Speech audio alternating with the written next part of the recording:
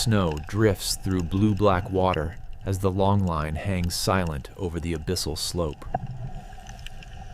A single baited circle hook swings gently, showing how current and gravity shape every presentation. Sponges and soft corals cling to rock while the main line traces a straight, disciplined path past them.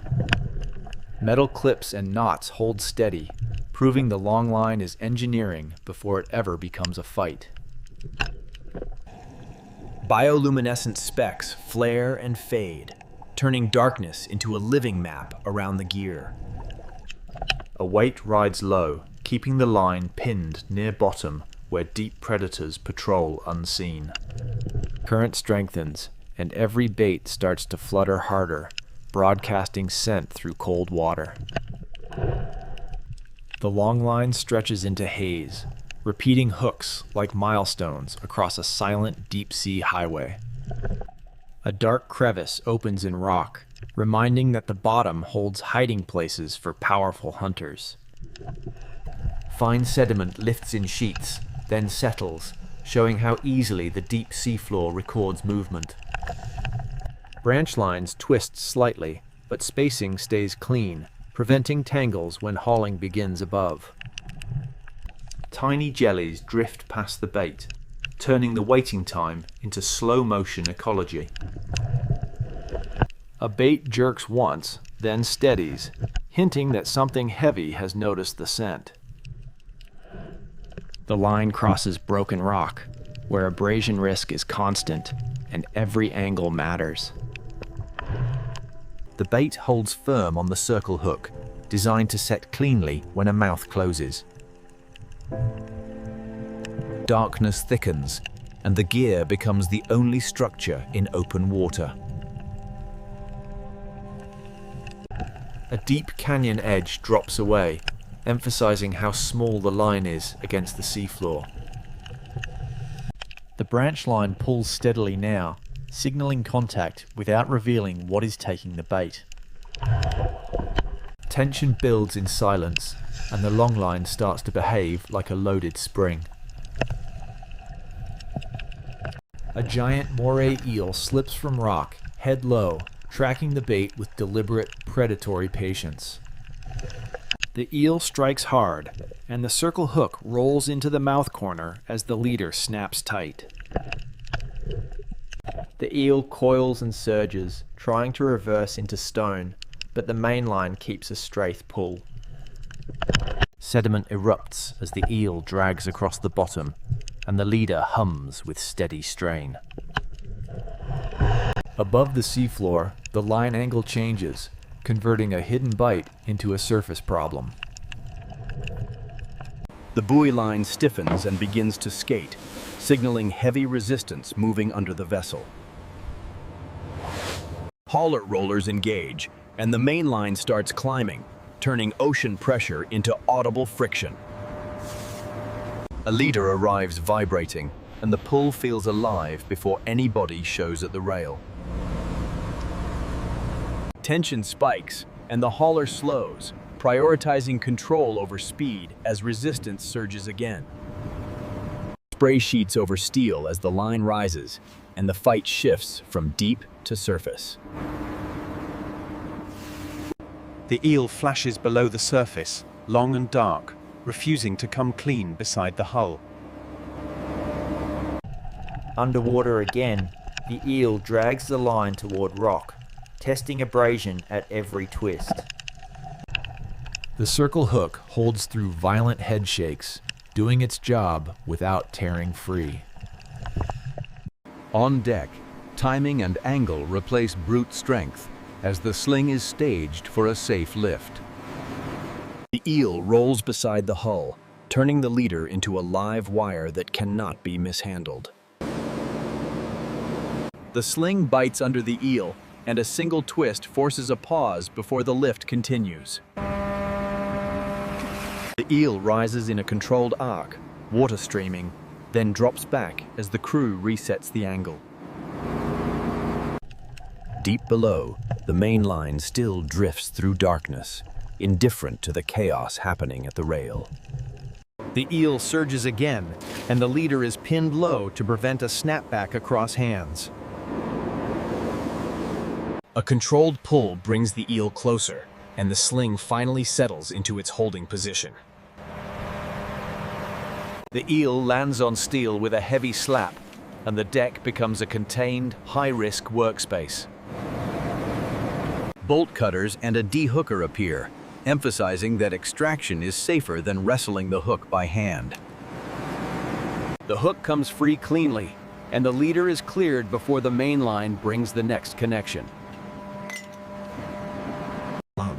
The deck rinses fast, keeping traction, while the haul continues with no pause for celebration.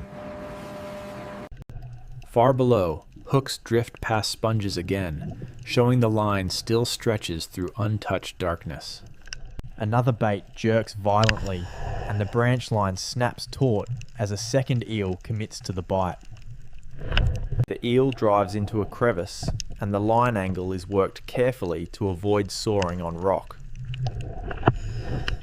The buoy rope angles harder, and the haul shifts into a slower, more deliberate recovery rhythm. Rollers squeal, gloves tighten, and every inch of mainline feels heavier than the last. The second eel appears at the surface, twisting like a cable, refusing a clean approach to the rail. A short surge threatens to wrap the leader, but steady pressure keeps the eel lined up for the sling. The lift starts slow, respecting the eel's weight and inertia, instead of forcing a dangerous swing. The eel hits the deck and thrashes, and boots shift to keep distance, while control points hold firm. The hook is removed cleanly, and the line returns to the hauler before the next leader arrives. Deep water calms again, and the long line fades into black, as if nothing happened. Another leader arrives already vibrating, proving the haul is entering a dense, high-pressure stretch. The eel below drags across sand, leaving a clear trail that marks the struggle in real time. The eel tries to knot itself, but the crew keeps a straight line to prevent a wrap. The eel surfaces in a tight coil and spray hides most of the body until the next surge. A slow lift begins, then pauses, letting gravity settle the sling before the final heave. The eel is guided aboard, and the hook stays visible until the instant extraction begins. The hook is removed and stored, and the deck is cleared before the next leader reaches the rail. Quiet returns underwater, and the long line glides past rock gardens like a measured survey line. A fresh bait flutters, and a third eel approaches with sudden speed from deep shadow. The eel drives straight into the current, using water pressure to magnify every head shake. On deck, the hauler pace is adjusted again, balancing speed with the risk of sudden slack. The leader rises like a steel rod, and the fight becomes visible in every vibration. The eel shows at the surface and rolls, forcing the crew to keep the head pointed away. A sling attempt slips, and the eel surges down, proving nothing is guaranteed beside the rail. The crew resets positions, keeping hands clear, while the leader is straightened for another clean lift.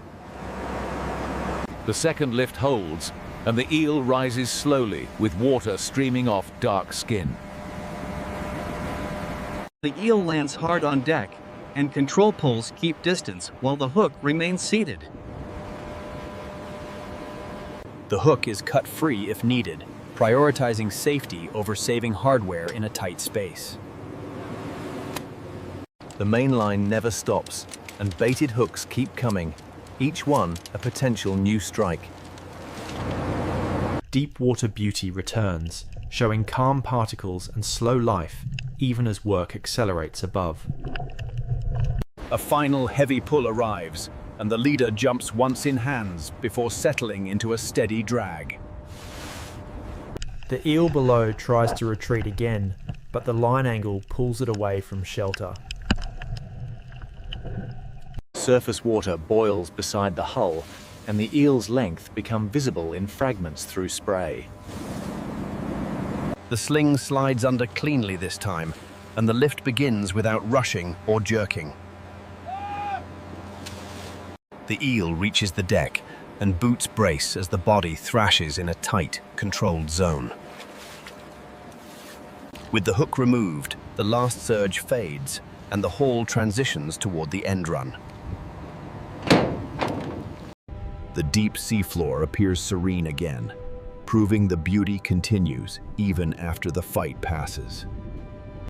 On deck, hook counts and coil discipline prevent chaos, especially when fatigue starts to set in. The final buoys approach, and the mainline starts to feel lighter as the set comes home. Rollers slow, and the last leaders pass, ending the high-tension stretch without a single rushed move. The deck is washed down, removing slime and salt, so the workspace resets to neutral steel. A paper logbook gets updated, anchoring the haul in numbers instead of stories. Underwater, the line finally clears frame, leaving only drifting particles and quiet rock. On deck, hooks are counted again, and bait residue is cleared to prevent mistakes on the next set. The sea surface steadies, and the vessel's wake becomes the only motion besides falling spray. With the line secured, work shifts from combat to quick, practical handling before cooking begins. A stainless table is cleared, and the moray is positioned for rough prep with careful, steady hands. Salt and rinsing remove slime fast, keeping the process clean, controlled, and purely functional. Rough cuts break the eel into manageable sections, setting up simple galley cooking without wasted motion. Seasoning stays basic: salt, pepper, garlic, because good texture matters more than complexity at sea. Oil hits heat, and the first pieces sear with sharp sound, turning labor into a meal. A small pot simmers, and the eel turns opaque, showing firm white flesh without any red tones. The finished pieces flake slightly, and texture reads clean and dense, not oily or soft. In the mess, quiet eating replaces shouting, and fatigue shows in calm faces and steady breathing. Coffee follows, and the day's work is reviewed in short phrases, not long speeches. In the kitchen, chilled moray portions are unsealed and inspected, setting the tone for clean, high-value service. A sharp knife trims and portions the moray neatly, turning a strange predator into precise, market-ready cuts. Salt, citrus, and aromatics go on lightly, keeping the flavor bright while the flesh stays firm. The pan sear begins with a hard sizzle, locking in moisture as the kitchen line speeds up. A clean sauce reduction finishes fast, giving the plate depth without hiding what the fish really is. Plating turns the moray into fine dining, with tight portions, clean lines, and controlled sauce. The server carries the dish through a quiet dining room, keeping the plate level and the presentation intact. First reactions stay quiet, and a knife tests the texture at the center of the seared portion. A fork lifts a clean bite, showing pale, layered flesh that flakes instead of tearing like rubber. Back in the pass, plates reset and repeat, proving the catch can move from sea to service. The last plate clears, and the story ends on quiet satisfaction rather than spectacle or leftover animals.